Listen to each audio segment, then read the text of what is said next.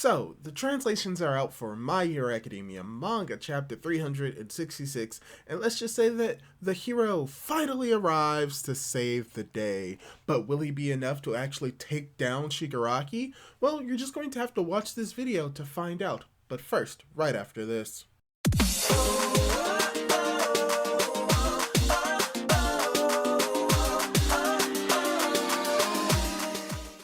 Hey guys, how's it going? It is your boy, Manga Man Drew, and I'm here to do my manga review for My Hero Academia Manga chapter 366, titled Peaches. Yes, that is a pun on Mirio's butt, and that is something that I never thought that I would say about My Hero Academia. So, when it comes to this chapter of My Hero Academia, it is a very short and action-filled chapter. We see Shigaraki doing his best, trying to take out and kill Bakugo once and for all, and the heroes struggle to try and take him down. But with an unexpected help from Mirio, they are able to buy enough time for a specific someone to come and save the day. And there's a lot that we can talk about in this chapter, and I will talk about that soon, but I'm pretty sure that a lot of people are not going to like this chapter, and just coming out and say it, I enjoyed this chapter. So let's go more into the review proper and talk about what I actually liked about this chapter and what it means for the story moving forward.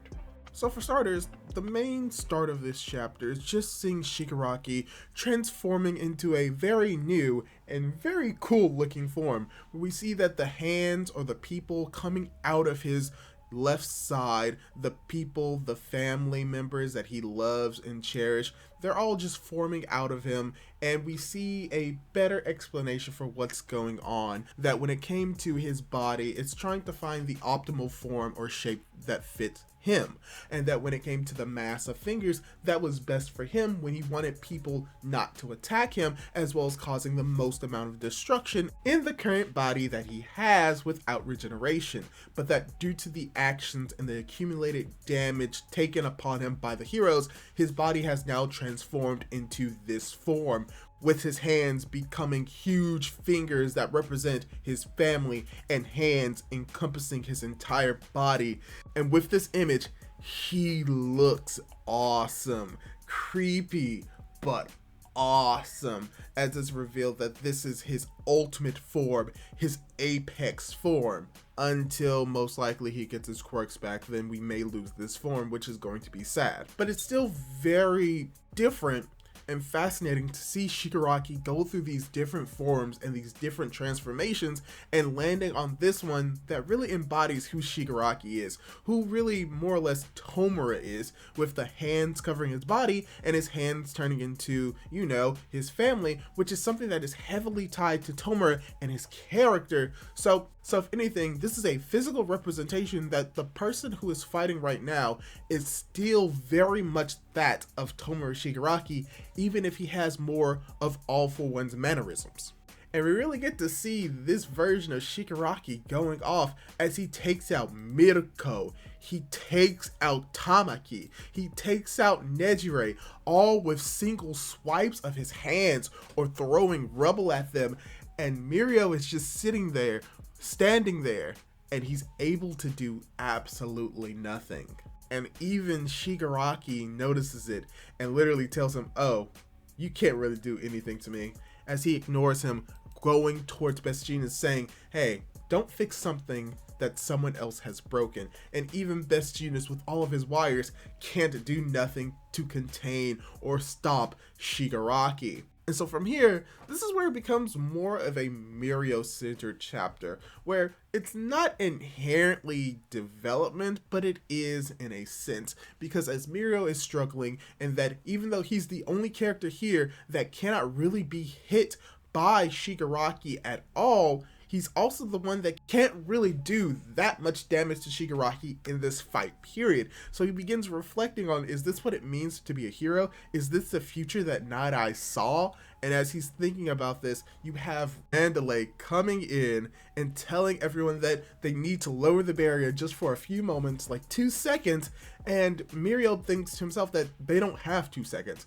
that they would pretty much all be devastated, or at the very least Bakugo will be and stay dead in 2 seconds if nothing is done. So Mirio is just struggling, trying to comprehend what is going on and what he should do. And then he remembers the words of Night Eye as he comes to a decision and is like, okay, I think that might work as a distraction, as he thinks about what Night Eye believed, and that a society without cheer and humor is not a bright future. Okay. This is probably the part of the chapter that people think is stupid and bad and horrible. I'm gonna be honest, I liked it. It made me laugh. Not like burst out laughing, but it did what it was supposed to do. It made me go, which is enough time needed for DEKU to arrive on the scene and smash into Shigaraki as the chapter ends. So, yeah, relatively speaking, this is a short chapter. A lot of this chapter is just straight up action, and you have Mirio dialogue throughout the entire later half of this chapter, as well as, seeing his big peach in full view of everyone else.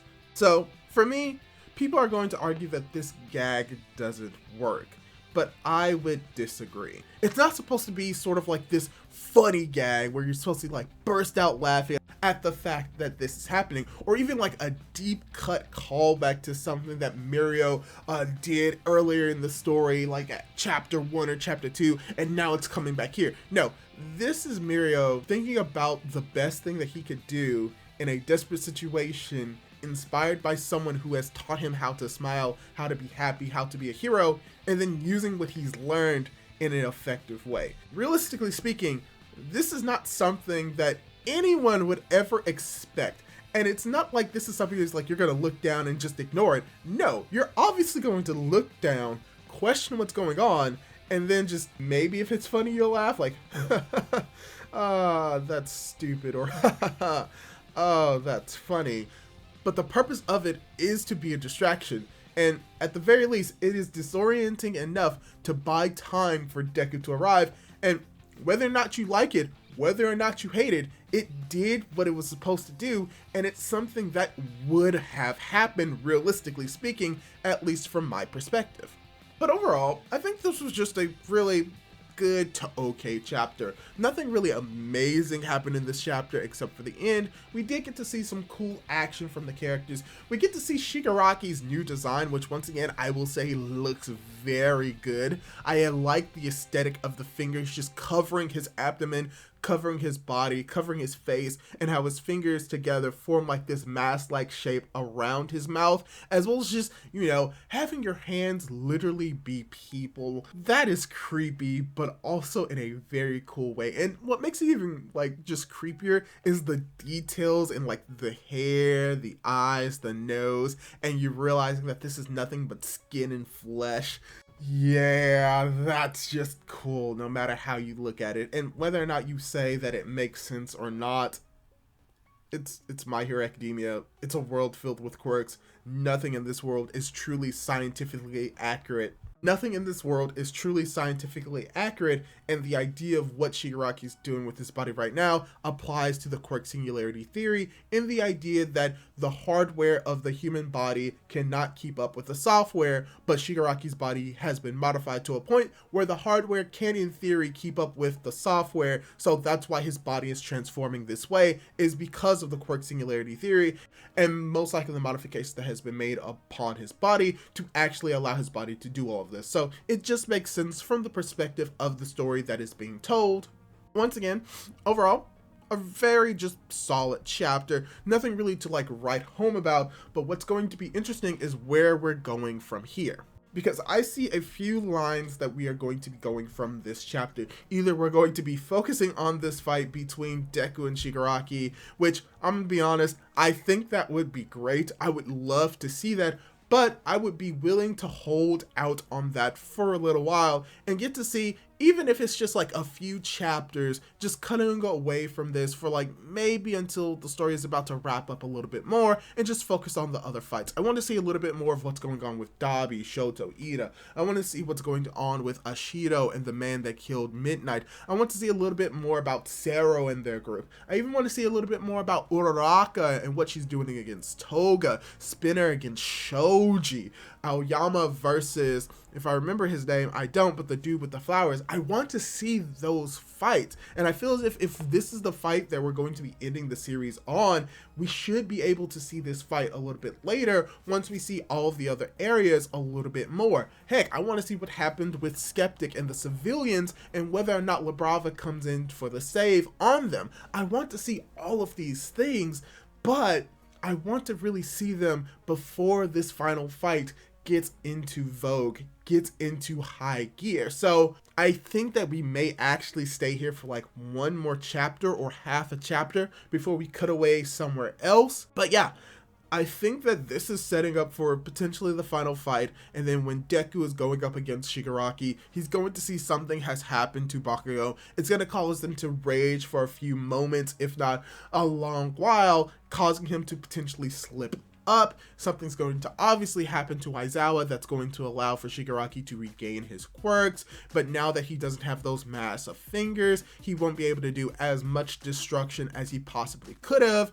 in this new perfected, this new Apex form, but he will probably be just as, if not more dangerous, so Deku will still have to worry about that and potentially not having his quirk taken or willingly giving himself up to eventually save Shigaraki in the end. That's just my thoughts. That's probably what's going to happen, and I can't wait to see what's going to be happening in My Hero Academia in the later future. So yeah, this is all I really have to say about this chapter. Hopefully you enjoyed this review. So yeah, that's all I really have to say about this chapter. Hopefully you enjoyed this review, and if you did, why not leave a comment and a like down below on what you thought of this chapter, and don't forget to subscribe to my YouTube channel for more content like this. Do all that cool jazz, and hopefully I'll be able to catch you in my next video. Goodbye!